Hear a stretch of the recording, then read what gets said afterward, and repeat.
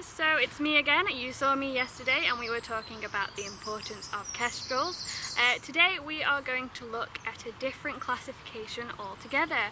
We are going to look at the beautiful yet spiky European hedgehog. So before I tell you all my interesting facts about them, we have a special guest that's going to tell you a few things about the hedgehogs that live in her garden. And her name is Katie Sterling. She is what we call an ecologist, which is a special scientist that decides what species they want to work with, and they do everything in their power to help these species thrive. So we're going to hand it over to Katie. Hello and welcome to my garden. I'd like to talk to you today about one of my favourite animals, hedgehogs. And the reason I like hedgehogs is because they're my gardening friend. Hedgehogs come out at night and they shuffle around in the undergrowth. They go through my hedges, they go through the bushes, and what they're looking for to eat are the slugs and snails that eat my plants. So I love them for that. But they don't eat just slugs and snails. They eat beetles, they eat worms, they can sometimes eat birds' nest eggs if they can get close to them. But most of their common prey are slugs and snails. And to that end, it makes them my best friend in the garden. Now, what can you do to help hedgehogs? And we really, really need to help hedgehogs because their numbers have crashed since the 1950s and 60s. We think because we've changed the way we do agriculture, because there's a lot more hedgehog casualties on the roads, and because they just don't have the space to go feeding that they need to. So if you want to help them, the best thing you can do is provide some space in your garden for them if you've got them. So leaf piles, compost heaps, hedges so that hedgehogs can move around in safety and find lots of prey species in there. And probably the other thing that's overlooked is you need to make a space in your garden fence for hedgehogs to get through, because hedgehogs need a gap of about 13 centimetres to get between gardens, and if your fence is really dense they can't get through. So if you make a little hole about 13 centimetres around, then hedgehogs can squeeze through and come and help your garden too.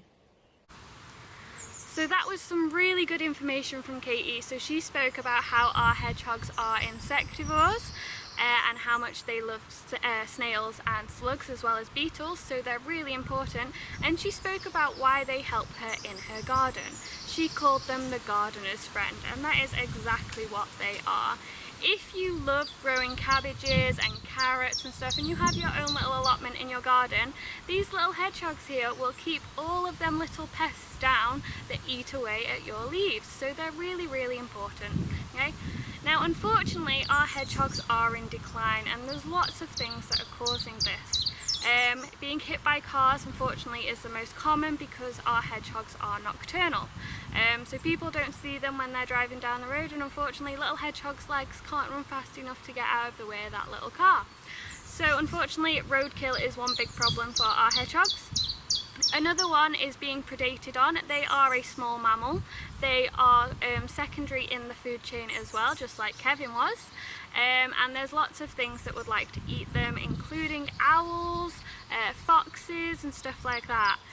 However, it's not always the case. We have a fabulous video that has been given to us by Samantha that shows that our animals can live in the same environment if there's enough food available for them. So in this video we have hedgehogs and foxes eating from the same food dish, which is incredible. So I'll let you have a little look at that.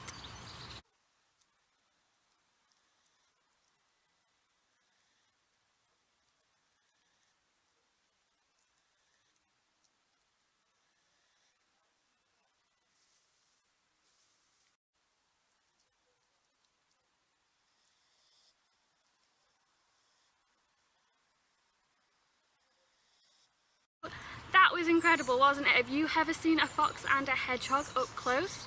Me either. It was the first time I saw this video as well, and I was very, very impressed. So it's showing you that not all our hedgehogs are being predated on by foxes. When that fox picked up the food and ran off, I can guarantee you it was probably taking it back to its cubs to help them grow big and strong. So like I said, they can live happily together if we're providing enough food for them. So our hedgehogs, they need our help, like I said, and there's lots of different ways you can get involved in this. There is something called the Mammal Mapper. It is an app that you can get on your phone. It is free, and you can log when you see a mammal.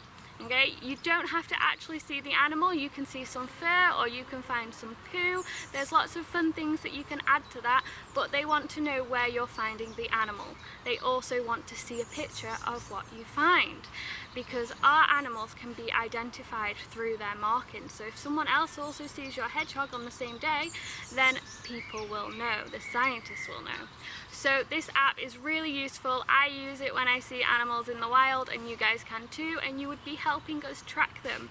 Mammals in the UK are the least tracked animal. You guys do the big garden bird watch, we have the big butterfly watch in August, but no one does a mammal watch. So how about you help us start that? It's going to be really fun. Another thing you can do to help hedgehogs is to give them corridors to walk through. Now unfortunately, because the world is growing and houses are being built, hedgerows are being chopped down. Our hedgehogs love hedgerows, they attract all them tasty beetles for them to eat, but also they use them to get around, so we want to encourage that. So there's a few ways you can do to help this. You can either knock down your walls and your fences and build some hedges, or you can put at least a hole of 13 centimetres, it's about that big, in your garden fence, okay, just like Katie said. And this just encourages them to be able to get in and out of your garden without feeling stuck or trapped. Hedgehogs don't really dig that much, and I can guarantee you they do not climb trees, so it's going to be really hard for them to get in. Okay, so give them that help. Also, you can put water out for them. On a very hot day like today, our hedgehogs would be very dehydrated. So if you just put out some water, then they would really appreciate that when they come out at night time. And you can also build a hedgehog house. Be really fun. You can do this loads of ways, okay? You can get some scrap trees and scrap stuff from outside and build it into a nice mound for them to sneak into, or you can get really creative and use bricks and wood and build a hedgehog house. If you do this, please let us see it, post it on our Facebook page. We would love to see what you're doing for the wildlife in your garden. That is pretty much it for me from our hedgehogs. So I hope you've enjoyed today's video. Tune in tomorrow and we are going to learn about some slimy yet slippy animals. Thanks very much guys. Bye!